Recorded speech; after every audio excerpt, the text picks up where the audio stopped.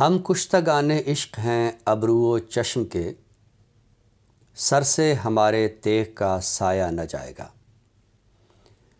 اردو شاعری کا مطالعہ کیا جائے تو ایک دلچسپ اور حیران کن امر یہ سامنے آتا ہے کہ جمال یار کی تحسین کے لیے، محبوب کے خط و خال کی تعریف کے لیے جو تشبیہات استعمال کی گئیں، ان میں ایک بہت بڑا ذخیرہ الفاظ ان ہتھیاروں سے یا ان جنگی آلات سے تعلق رکھتا ہے کہ جو مبارزت میں کام آتے ہیں، جو لڑائی میں کام آتے ہیں۔ محبوب کی آنکھوں کو تیر سے تشبیہ دی جاتی ہے، محبوب کے ابروؤں کو تلوار سے تشبیہ دی جاتی ہے، محبوب کی پلکوں کو خنجر سے تشبیہ دی جاتی ہے۔ مثلاً میر کا شعر ہے، ان ابرو و مجاز سے کب میرے جی میں ڈر تھا، تیغ و ثنا کے منہ پر اکثر میرا جگر تھا۔ اسی طرح خواجہ حیدر علی آتش کا شعر ہے، جنبش ابرو نے رکھ لی آبروئے تیغ یار، نیم بسمل رہ گیا تھا جو وہ بسمل ہو گیا۔ تو یہ ایک بہت بڑا ہمارے ہاں ذخیرہ الفاظ ہے اردو کی کلاسیکی شاعری میں کہ محبوب کے حسن کی تعریف کے لیے جنگی آلات کا ذکر جو ہے وہ بہت زیادہ کیا جاتا ہے۔ اسی طرح تشبیہات سے آگے بھی ہم دیکھیں تو یہ بھی ایک مضمون اکثر ملتا ہے کہ ایک عاشق یہ چاہتا ہے کہ وہ معشوق کے ہاتھوں، وہ محبوب کے ہاتھوں قتل ہو جائے۔ مثلاً سراہا ان نے تیرا ہاتھ جن نے دیکھا زخم، شہید ہوں میں تیری تیغ کے لگانے کا۔ یا اسی طرح غالب کا شعر ہے، عشرت قتل گہے اہل تمنا مت پوچھ، عید نظارہ ہے شمشیر کا عریاں ہونا۔ بہادر شاہ ظفر کا شعر ہے، کھنچ کے قاتل جب تیری شمشیر آدھی رہ گئی، غم سے جانے عاشق دلگیر آدھی رہ گئی۔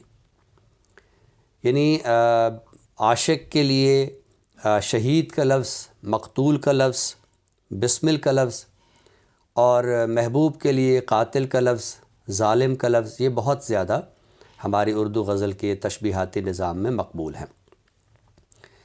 اسی سے ہم دیکھتے ہیں کہ ہماری جو گیت کی روایت ہے وہ بھی متاثر ہوئی۔ مثلاً دو تین معروف گیت جن کے بول ہیں، خنجر ہیں تیری آنکھیں، تلوار تیری آنکھیں، زندہ نہ رہنے دیں گی اے یار تیری آنکھیں، یا تیری نظریں ہیں تلوار، کس کا دل ہے روکے وار، توبہ توبہ استغفار۔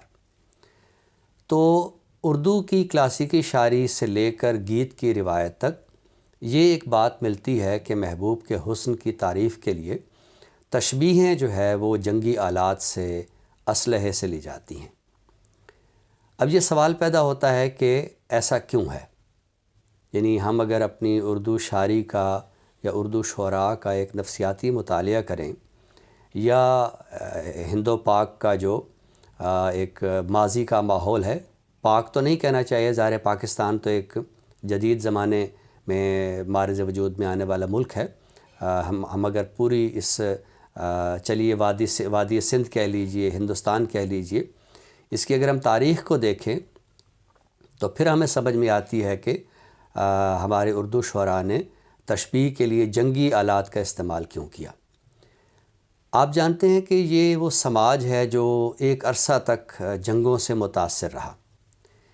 ایک شاعر جو تشبیہ دیتا ہے کسی بھی چیز سے، نفسیاتی طور پر وہ اس سے مروب ہوتا ہے۔ اگر وہ محبوب کے ہونٹوں کو پھول کی پنکھڑی سے بھی تشبیہ دے رہا ہے تو اس کا مطلب ہے کہ وہ پنکھڑی کے حسن سے مروب ہے۔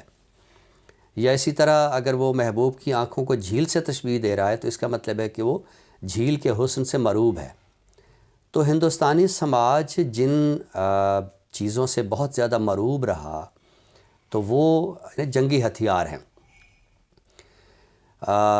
بہت سارے حملہ آور اس سرزمین پر آئے اور یہاں کے لوگوں کو محکوم رکھا، یہاں کے لوگوں کو مظلوم رکھا، انہیں قتل کیا، انہیں زخمی کیا، انہیں قفس میں رکھا۔ یہی وجہ ہے کہ ہم دیکھتے ہیں کہ اردو شاعری میں یہ جو تشبیہات ہیں یہ بہت زیادہ مقبول ہیں۔ اچھا، ویسے تو جنگ سے نفرت کی جاتی ہے، ظالم سے نفرت کی جاتی ہے، قاتل سے، ظاہر محبت نہیں کی جاتی، قاتل سے بھی ایک نفرت کا عنصر ہوتا ہے۔ تو ایسا کیوں ہے کہ اردو شعراء نے ان لفظوں کو نفرت کے بجائے قدر ایک لگاؤ کے ساتھ برتا؟ حقیقت یہ ہے کہ غلام قوموں کی نفسیات میں جو بات شامل ہوتی ہے وہ یہ ہوتی ہے کہ جب تک انہیں غلامی کا احساس نہ دلایا جائے، وہ غلامی کی صورتحال میں نہ صرف یہ ہے کہ خوش ہوتی ہیں بلکہ انہیں قبول کیے رکھتی ہیں۔ قبولیت سے بھی آگے کہیں پسندیدگی کا عنصر آتا ہے، یعنی غلام جو ہے وہ اپنے آقا سے محبت کرتا ہے، غلام اپنے آقا کو مقدس خیال کرتا ہے۔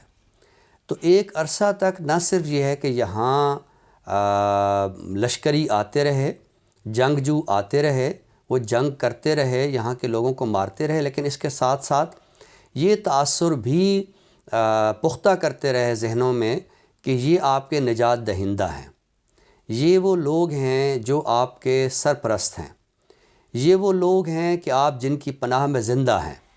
انگریزی میں جس کو ہم فیوڈل سیکورٹی کہتے ہیں، تو چونکہ ایک فیوڈل سیکورٹی کا احساس جو ہے وہ دلایا گیا، لہٰذا ہندوستانی باشندوں کے اندر ان چیزوں سے نفرت کے بجائے ان سے ایک محبت کا عنصر پیدا ہوا، ان سے ایک مثبت مروبیت کا عنصر پیدا ہوا۔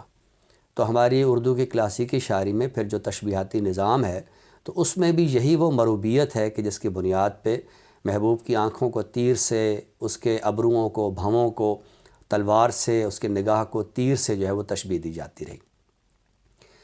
اب سوال یہ پیدا ہوتا ہے کہ یہ جدید شاعری میں ایسا کیوں نہیں ہے؟ تو ایک تو جدید عہد میں ظاہر ہے ان ہتھیاروں کی جو معنویت ہے وہ ختم ہو گئی، جدید ہتھیار آ گئے، اور جو جدید ہتھیار ہیں وہ ان کے جو نام ہیں وہ زیادہ تر اردو زبان سے تعلق نہیں رکھتے، تو دوسری زبان سے ہیں۔ تو شعر کے اندر ان لفظوں کو لانا قدرے ایک نامانوسیت کی بات تھی۔ لیکن ایک چیز ہے کہ جس طرح مقتدر طبقات نے ایک کوشش کیے رکھی اور اس میں ایک تسلسل رہا کہ جنگوں کو آئیڈیلائز کیا جائے، جنگجوؤں کو آئیڈیلائز کیا جائے، ان کو ایک مثالی افراد کے طور پر جو ہے وہ پیش کیا جائے، تو یہ کاوش بہرحال مقتدر طبقات نے جاری رکھی۔ ہماری جدید شاعری میں یہ تشبیہات تو نہیں ہیں، لیکن مقتدر طبقے کی وہ جو کوشش تھی کہ کسی طرح جنگجوؤں کو، کسی طرح مسلح افراد کو، کسی طرح ہتھیار رکھنے والے لوگوں کو آئیڈیلائز کیا جائے، انہیں مثالی افراد کے طور پر پیش کیا جائے، تو وہ کوشش آج بھی جاری ہے۔ ہم دیکھتے ہیں کہ ایسا بہت دفعہ ہوا کہ چوکوں پر جو ہے وہ جنگی ہتھیار جو ہے وہ آویزاں کر دیے گئے۔ ظاہر یہ ایک نفسیاتی طور پر مروب کرنے کا عنصر تھا۔ تو اصولاً تو انسان کو امن پسند ہونا چاہیے، اصولاً تو انسان کو دانش جو ہونا چاہیے، اصولاً تو انسان کو فلسفہ پسند ہونا چاہیے، اصولاً تو انسان کو فکر و نظر کے معاملات سے دلچسپی لیتے رہنی چاہیے، لیکن چونکہ ہماری نفسیات میں یہ چیز بھر دی گئی کہ عظیم لوگ وہ ہوتے ہیں جو بہادر ہوتے ہیں، عظیم لوگ وہ ہوتے ہیں جو میدان جنگ میں لڑتے ہیں، عظیم لوگ وہ ہوتے ہیں جو میدان جنگ میں پیٹھ نہیں دکھاتے، عظیم لوگ وہ ہوتے ہیں جو لڑتے ہیں اور غداری نہیں کرتے۔ یعنی یہ وہ ایک مخصوص طرح کی نفسیات ہے جو ماضی میں ہمارے باطن میں راسخ کرنے کی کوشش کی گئی۔ جدید اقوام ان تصورات سے باہر آ چکی ہیں، لیکن جو غلام اقوام ہیں یا ذہنی طور پر مروب اقوام ہیں وہ تاحال ان اثرات میں ہیں، وہ تاحال جنگجوؤں کو، لڑنے والوں کو، خون بہانے والوں کو آئیڈیلائز کرتی ہیں۔ ان تصورات سے ہمیں اسی طرح نکل آنا چاہیے کہ جس طرح کی ہماری جدید شاعری جو ہے وہ ان اثرات سے باہر آ چکی ہے۔ اب ہم دیکھتے ہیں کہ جدید شاعری میں ان تشبیہات کا استعمال نہیں ہے۔ اس کا مطلب یہ ہوا کہ ہمارا جدید شاعر جو ہے وہ ذہنی طور پر زیادہ ایک پختہ ذہنیت رکھتا ہے، اور وہ ان ہتھیاروں اور ان آلات کو آئیڈیلائز کرنے کے بجائے نت نئی جو ہے وہ ایسی تشبیہات لا رہا ہے جو ہمارے جدید متمدن زندگی سے تعلق رکھتی ہیں۔